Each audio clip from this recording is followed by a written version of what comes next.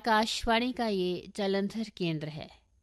प्रस्तुत है हिंदी साहित्यिक पत्रिका परिमल। आज के इस अंक में आप सुनेंगे एक वार्तालाप। विषय है हिंदी काव्य में नए प्रयोग। इसमें भाग ले रही हैं डॉक्टर पूनम महाजन, डॉक्टर ज्योति वर्मा। आज मेरे साथ हैं डॉक्टर पूनम महाजन जी पठानकोट से। हमारा आज का जो विषय है नई कविता, नए आयाम। तो मैम, आपका हार्दिक अभिनंदन, आपका हार्दिक स्वागत। आज के इस विषय के लिए मैं आपका यहाँ आज इस मंच पर स्वागत करती हूँ। तो आपसे मैं ये जानना चाहती हूँ कि नए आयाम काव्य में क्यों आवश्यक हैं? वक्त बदल रहा है, वक्त बदलता है तो समाज बदलता है, समाज बदलता है तो भाषाएं भी बदलती हैं। जी बिल्कुल। यदि भाषाएं बदलती हैं तो निश्चित रूप से पाठक का संवेदन भी बदलता है। बिल्कुल जी बिल्कुल। तो देखिए, जिंदगी एक प्रयोगशाला है। प्रयोग तो होते ही रहेंगे, नए नए प्रयोग होते आए हैं। नहीं होंगे तो जिंदगी में रवानगी नहीं आती। यदि हम कविता की बात करें तो इसमें कोई नई बात नहीं करेंगे, पुराने ढांचे में रहेंगे तो युवा पीढ़ी कुछ सीख भी नहीं पाएगी। रही बात हिंदी कविता की, तो इसमें भाषा, रूप, विषय ये लगातार बदलते रहे। बिल्कुल बिल्कुल आप सही। शायावाद से ले लीजिए। शायावाद में आत्म अनुभूति की बात होती थी, प्रकृति चित्रण की बात होती थी। जी, तो जी, आज की बात करें तो पर्यावरण संकट की बात होती है, बिल्कुल। प्रकृति के चिंतन की बात होती है। वो मन स्तर उस लेवल तक आ गया है कि हम जो संवेदनशील हैं तो पाठक वृंद खुद भी स्वयं भी लिख सकते हैं। बिल्कुल, इतनी सरलता आ गई है काव्य में। बहुत सरल हो गया है। भाषा के सरलीकरण ने युवा पीढ़ी के लिए नए रास्ते खोले हैं। यदि ये सरलीकरण नहीं होता तो पाठक समझते भी ना और लिखते भी ना। वो कहते थे ना मैम कि काव्य जो है ये साधारणीकरण तक आ जाता है।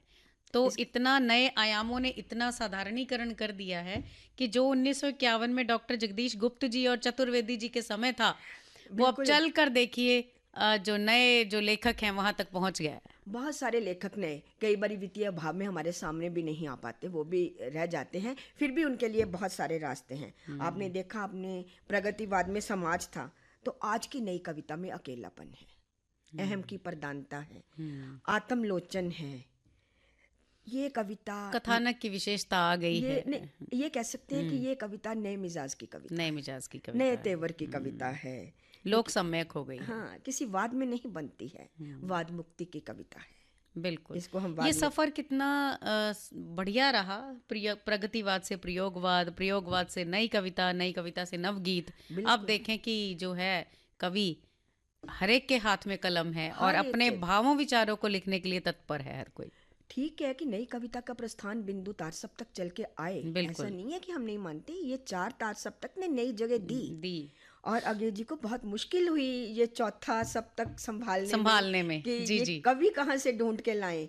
तो ये नए प्रयोग जो हुए, इन्होंने नए कवि को जगह दी है। शिल्प भी बड़ा उत्तम रहा मैम, सौंदर्य है, प्रकृति को लिया है इन्होंने, प्रकृति को प्रतीक माना है। अब सूर्यकांत त्रिपाठी निराला जी की कविताएं देखें, निराला बच्चन जी की देखें, मधुशाला। बिल्कुल, तो आप निराला जी की कविता को देखिए। कई बार हम कहते हैं कि नई कविता जब आती है तो नई कविता में मुक्त छंद की जो बात हुई है, तो यहाँ छंदों की कठोरता को तोड़ा गया है। बिल्कुल, इनको लचकीलापन दिया। ये जो वही से शुरू हो गया था। यहाँ पर निराला जी आए थे जब वो राम की शक्ति पूजा, मुझे याद आ रहा है, सरोज समृति, राम की शक्ति पूजा। उसमें वो कहते हैं अमानिश उगलता गगन घन अंधकार, खो रहा दिशा का ज्ञान, स्तब्ध है पवन चार, कि वहां पे भी रास्ता नहीं दिखाई देता उनको। ये चीजें हमारे सामने आई हैं। वो अज्ञेय जी भी कहते हैं ना, सांप तुम सभ्य हो, सांप तुम तो रहे नहीं, सांप तुम सभ्य तो हुए नहीं। कहाँ से सीखा ये डसना? देखो ये व्यंग, ये व्यंग्य देखिए, सांप तुम सभ्य तो हुए नहीं। प्रतीकात्मकता देखिए उच्च कोटि की है। शहर में तुम बसना नहीं आया। शहर में एक बात पूछो, उत्तर दोगे? डसना कहाँ से सीखा, विष कहाँ से पाया? इसमें निजी वैशिष्ट्यता तो है ही है मैम, और मन का जो भाव है, संवेदनशीलता है, कितने भव्य रूप से उजागर हुई हैं। मैं ये देख रही थी मैडम, आपने अगे की बात की, तो अगे की एक बहुत अगे ने छोटी छोटी कविताओं के भी प्रयोग किए। बिल्कुल। एक 3 शब्दों की कविता है, भोर तुम आशी, जीवन है आश।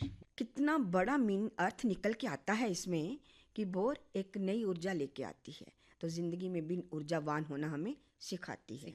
ये आगे की कविताएं हैं, ये आगे की आत्म अनुभूति है, ये आगे का प्रकृति प्रेम है।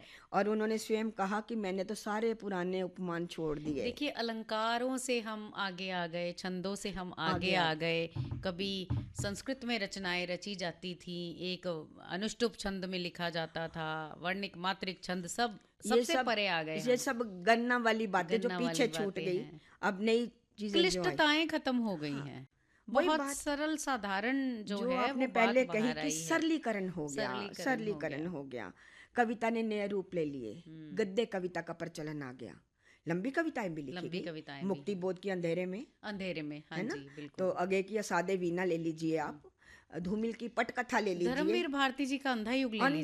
अंधा युग तो कमाल का युग है। अंधा युग और उसकी पात्र रचना, पात्रों से उन्होंने संवाद शैली में किस प्रकार काव्य सृजन किया है, अद्भुत अद्भुत अद्भुत। अगर वो उसको लेते हैं तो साथ साथ हम अगर चले नरेश मेहता जी की तरफ, तो संशय की एक रात, दोनों एक दूसरे के विरोध में चलते हैं। ये विद्रोही स्वर जो है, सुभद्रा कुमारी चौहान की ले लीजिए मैम, झांसी की रानी, कहीं से भी आप शुरू हो जाओ, जो आज 50 के बाद की जो आई है ना बारी, वहां पे अगर हम पहुंचते हैं तो मुझे व्यक्तिगत तौर पे कह लीजिए प्रधानता रहती है, तो कहीं अलंकार की प्रधानता। धूमिल लुभाते हैं। हो सकता है अपना अपना स्वभाव होता है। विद्रोह का स्वर, नई आवाज दी है, वो सीधी सीधी बात करते हैं कि जो कविता होती है वो सच से निकलती है। इनकी कविताएं इनकी जेब से निकली हैं, ये कह लो, इनके मोचीराम से निकली हैं। इनके शब्द कलम पे धरे ही रहते, कहते खराद के पे चढ़ा के ना इन्होंने तीखे कर दिए हुए हैं, इतने तीखे शब्द हैं। यहाँ तक हमें कई बारी इनके शब्दों को बोलने में संकोच होता है, क्योंकि अश्लीलता की पराकाष्ठा भी इसमें दिखाई देती है। वो कहते एक पूंछ उठा के देखा तो हर एक को मादा ही पाया है। कहते हर लड़की जो है तीसरे गर्भपात के बाद धर्मशाला हो जाती है, और हर कविता तीसरे पाठ के बाद। अब देखिए मैडम, कितना उनके अंदर आक्रोश होगा इस चीज के लिए। पर अब परिवर्तन आया है काव्य में। अब जो है लिखने वाला जो कवि है, कवित्री है, वो इन सब चीज़ों को ध्यान में रखता है, इन सब बातों को ध्यान में रखता है। वो स्वयं की कविता को मात्रों में नहीं बांधता, मात्राओं से बाहर आ गया। तो कभी पढ़ा करते थे हम, ललित लवांग लता परिशीलन, कोमल मलय समीरे, मधुकर निकर करम्बित कोकिल कूजित कुंज कुटीरे।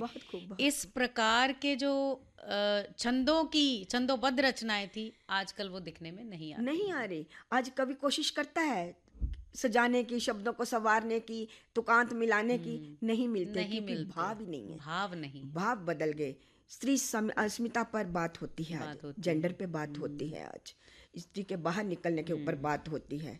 तो जब इस तरह की बात होती है तो स्वाभाविक रूप से प्रयोग तो होते ही रहेंगे, आगे भी होते रहेंगे, आगे बहुत होंगे, बहुत गुंजाइश है, क्यों नहीं है, क्योंकि एआई का जमाना है। अभी हम बात कर रहे थे, ये जो है परिवर्तन का दूसरा नाम ही है, ये जिंदगी तो बदलता रहता है। जीवन चलने का नाम है, नए नए प्रयोग होते रहे हैं। धूमिल की बात करें थोड़ी सी मैडम? जी जरूर। धूमिल ने बनारसी गलियों से जो भाषा निकाली, जी मैं संसद से सड़क तक में जो वो 3 लाइनें बोलता है ना, कि एक आदमी रोटी बेलता है, एक आदमी है जो रोटी खाता है, और एक आदमी तीसरा है जो रोटी से खेलता है। ये तीसरा आदमी कौन है? मेरे देश की संसद मौन है। ये प्रश्न करने की जो, और यहाँ ये प्रश्न बहुत ही गंभीर है, जो आज की जो व्यवस्था पर व्यंग्य है, कटाक्ष है और सवालिया चिन्ह है, कि एक आदमी जो रोटी कमाता है, एक उसे खाता है, और जो उसके पीछे का रहस्य क्या है?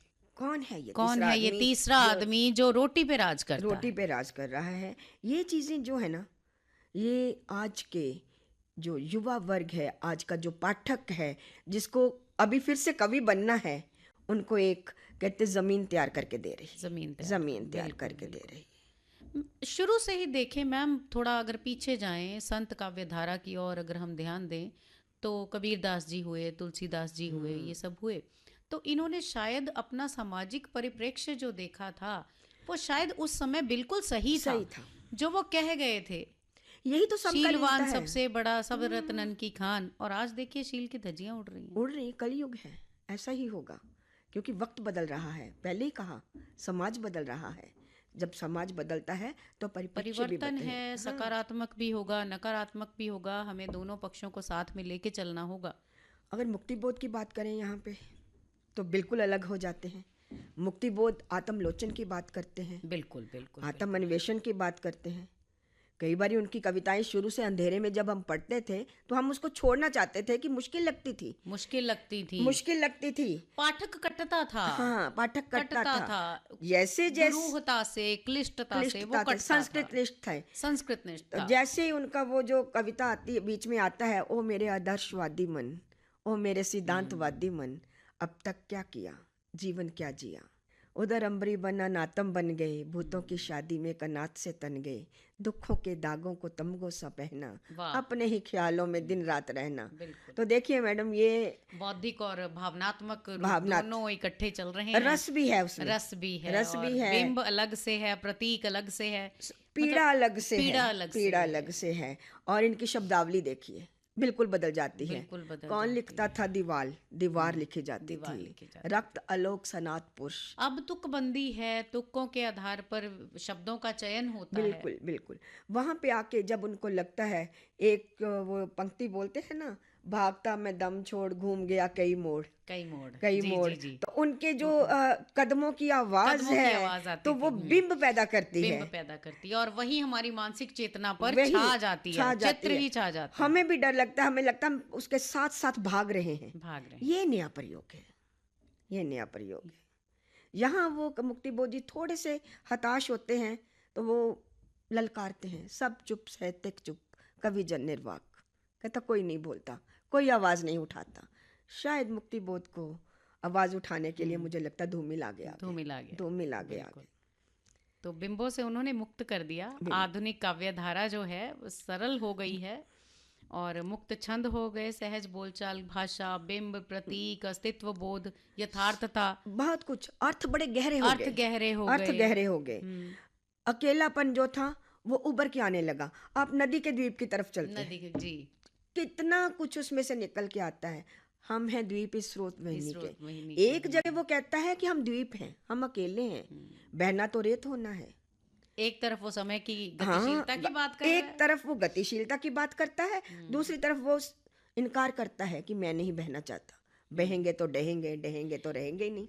मैम, एक चीज देखी है मैंने, चाहे प्राचीन काव्य धारा है चाहे नवीन काव्य धारा है, जीवन का संघर्ष दोनों में रहा। समसामयिक जो चित्र है समाज का, वर्तमान समाज का। बिल्कुल मैडम। हम लेखकों की बात कर ले, मुंशी प्रेमचंद जी, कहाँ उन्होंने आषाढ़ का एक दिन, पूस की एक रात, कहीं से भी आप मैडम शुरू हो जाओ। मैं आपको अपने एरिया के एक कवि की मैं यही बात करना चाहती हूँ कि वित्तीय भाव में गुमनामी की अंधेरे में चले जाते हैं कवि। आजकल ये जमाना जो नया प्रयोग आया है ना, इनको एक प्लेटफॉर्म मिला, एक मंच मिला है, सोशल मीडिया मिला है, ब्लॉग राइटिंग में कहीं भी ये लोग जा सकते हैं। मेरे पास एक कविता है, ये आकाशवाणी से शायद प्रसारित हो चुकी है। ये मेरे एरिया के हैं, डॉक्टर सुधीर कुमार।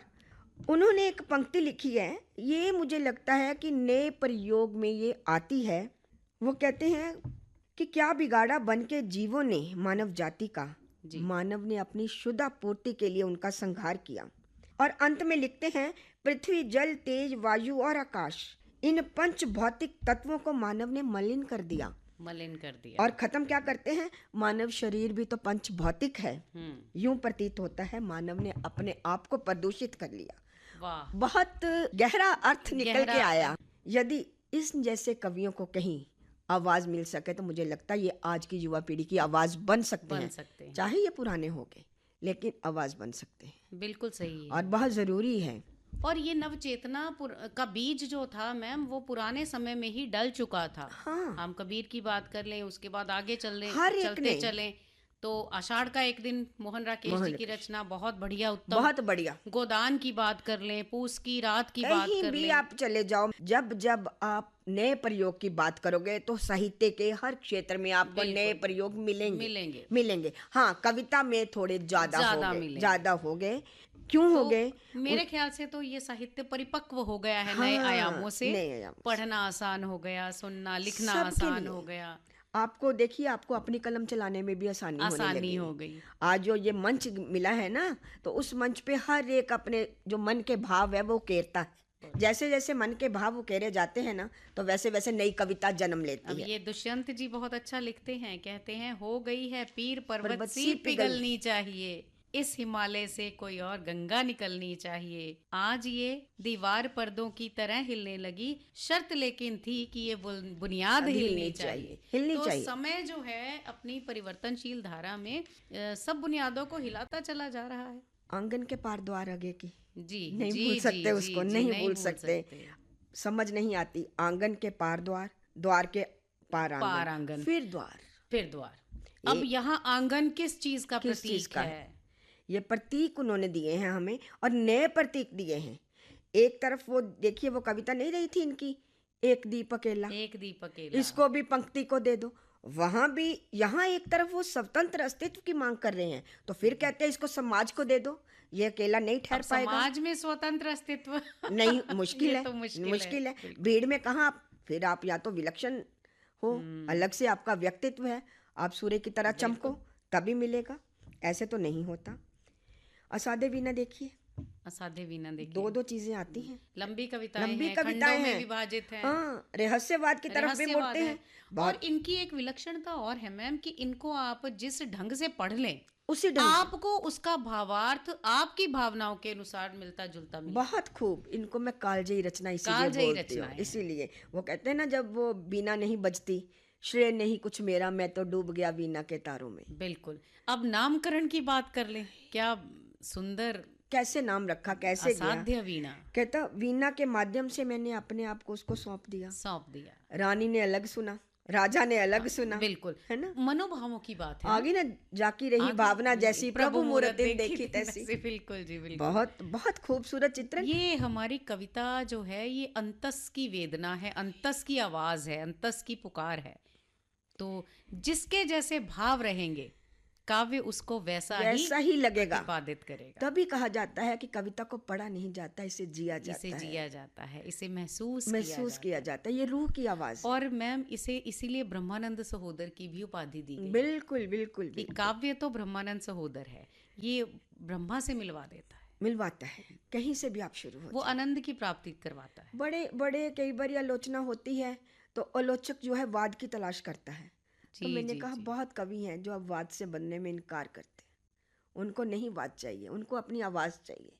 आवाज़ के लिए नए प्रयोग होते हैं। आगे बहुत इसकी मुझे लगता है बहुत गुंजाइश है, बहुत कुछ है अभी, और इसमें बहुत नए आयाम संभावनाएं आगे हैं, से आगे आएंगे, बहुत संभावनाएं हैं। युवा पीढ़ी बहुत कुछ लेके आएगी, नए जमाने का चलन होगा, तो नए जमाने की कविताएं हमारे सामने आएंगी। क्योंकि अब ये खोल दिया है उन्होंने, बंधनों को खोल दिया है, जंजीरों को तोड़ दिया, मुक्त कर दिया, मुक्त कर दिया, मुक्त छंद में पहले डाल भी दिया। बात करी हमने कि पहले प्रकृति का चित्रण होता था, और ये युवा पीढ़ी के माध्यम से हो तो समय अच्छी की है। मांग भी है मैंने कहा कि काव्य के माध्यम से, कहते हैं ना, जिसे हम बोलकर नहीं कह सकते, लड़कर नहीं कह सकते, उसे हम काव्य के माध्यम से आसानी से कलम की ताकत चला करके, कलम की ताकत। तो आगे को कई बार पढ़ते हैं, तो अभी हम लंबी कविता की बात कर रहे थे, तो इनकी एक छोटी कविता, एक बूंद, मैंने देखा एक बूंद सहसा उछली समुद्र की झाग से, है ना। क्या बात मैम, उस कविता समुद्र में की झाग से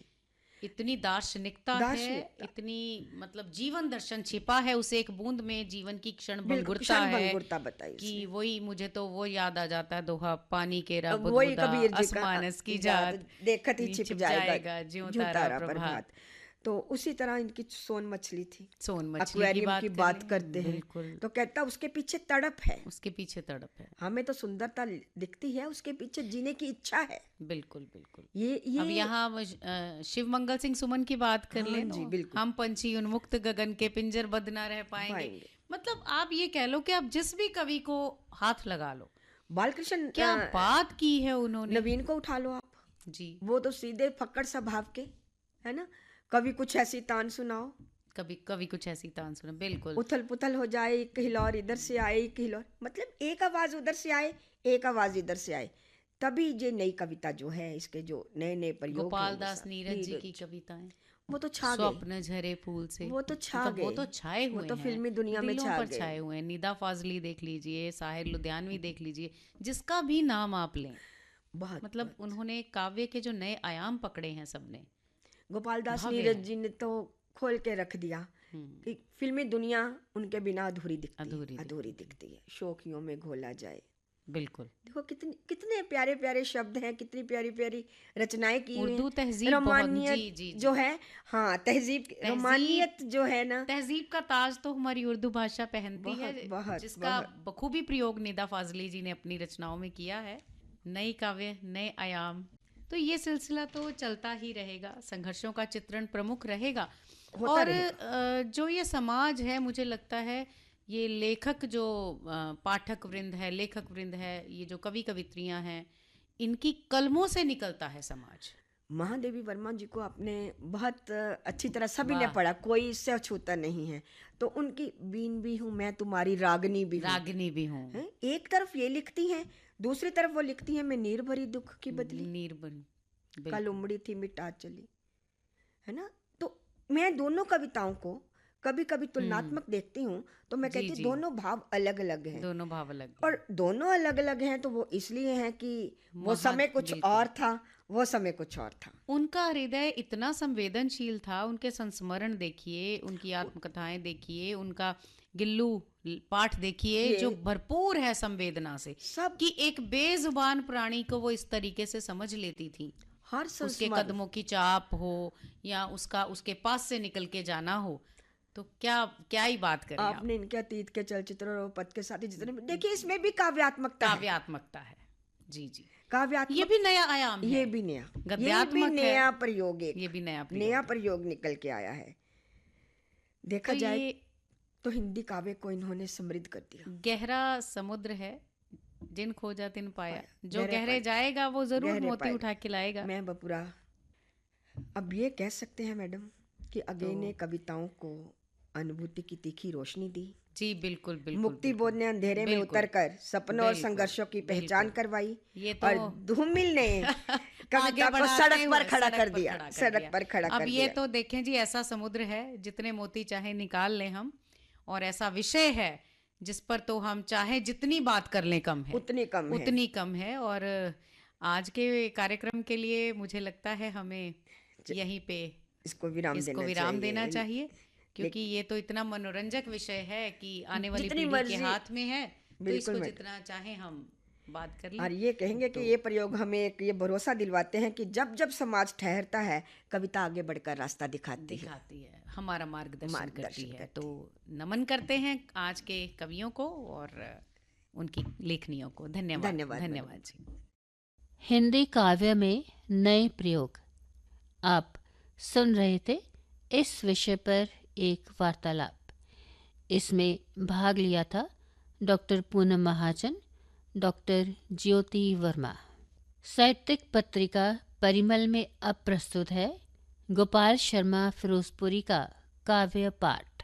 फिर होगा सोने की चिड़िया, ऐसा मुझको लगता, भारत होगा आत्मनिर्भर, ऐसा मुझको लगता है। कोन महकेगा, बस्ती बस्ती चहकेगी, बेकारी से होगा छुटकारा, ऐसा मुझको लगता है। फिर होगा सोने की चिड़िया, ऐसा मुझको लगता है। दुनिया में धूम मचेगी, जगत गुरु कहलाएगा, दुनिया में धूम मचेगी, जगत गुरु कहलाएगा, देश होगा गगन का तारा, ऐसा मुझको लगता है। देश होगा गगन का तारा, ऐसा मुझको लगता है। नारी का आदर होगा, बूढ़ों का सम्मान बढ़ेगा। नारी का आदर होगा, बूढ़ों का सम्मान बढ़ेगा। युवा सशक्तिकरण भी होगा, ऐसा मुझको लगता है। फिर होगा सोने की चिड़िया, ऐसा मुझको लगता है। भारत होगा आत्मनिर्भर, ऐसा मुझको लगता है। शिक्षा का होगा प्रसार, मिलके रहेंगे हिंदवासी। शिक्षा का होगा प्रसार, मिलके रहेंगे देशवासी। उनका होगा बोल बाला, ऐसा मुझको लगता है। हम उनका होगा बोल बाला, ऐसा मुझको लगता है। दुश्मन की हर चाल को सैनिक धूल चटाएंगे, कोई हमाकत नहीं करेगा, ऐसा मुझको लगता है। ऐसा मुझको लगता है। काव्य पाठ आपकी नजर कर रहे थे गोपाल शर्मा फिरोजपुरी। इसी के साथ आज का परिमल कार्यक्रम संपन्न होता है। प्रस्तुति सहायिका अस्मिता सूद, पेशकश सोहन कुमार।